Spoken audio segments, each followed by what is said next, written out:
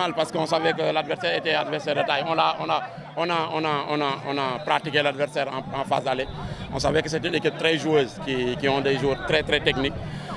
Donc il fallait que nous qu'on s'attende à ça, il fallait qu'on s'organise. On savait qu'on allait souffrir parce qu'ils vont avoir deux ballons, ça on le sait, c'est leur façon de jouer. Donc il fallait être patient pour nous, aller 1, 2, 3 fois en une mi-temps chez eux, dans leur défense et essayer de concrétiser les occasions qu'on aura. C'est ça qui a été le plan.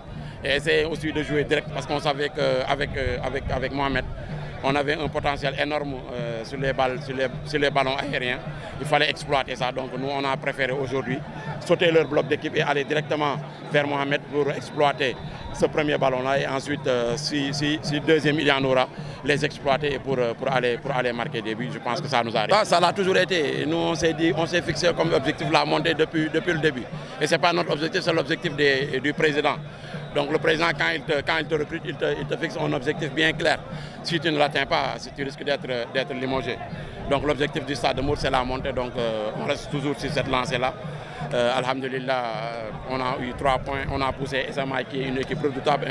On sait qu'ils vont jouer la montée jusqu'au bout.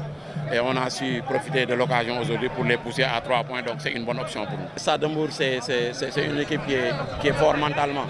Même si on a un peu lâché le fil 3 fois à Mbour, 3 fois de suite à Mbour. Mais on sait qu'au vu du championnat, on a toujours égalisé quand on a été mené. Mais on a toujours aussi rattrapé l'adversaire ou bien marqué un deuxième but quand on a été dans ces situations-là.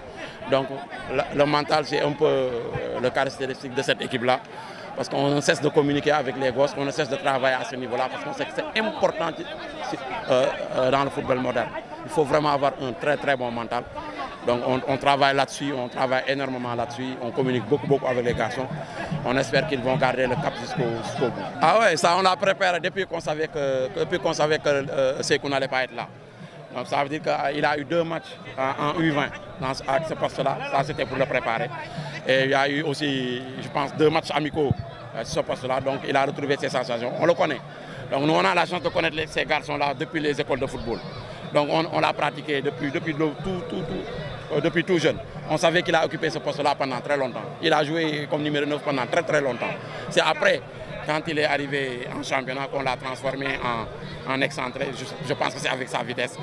Mais il maîtrise ce poste-là. Il a joué pendant toute son enfance. Donc ce n'était pas un problème pour lui de s'adapter. Donc on a su travailler avec lui et on a insisté. On l'a bousculé aussi, on ne l'a rien donné. On l'a vraiment bousculé pendant la préparation. Et voilà, ça a réussi aujourd'hui, on dit alhamdoulilah.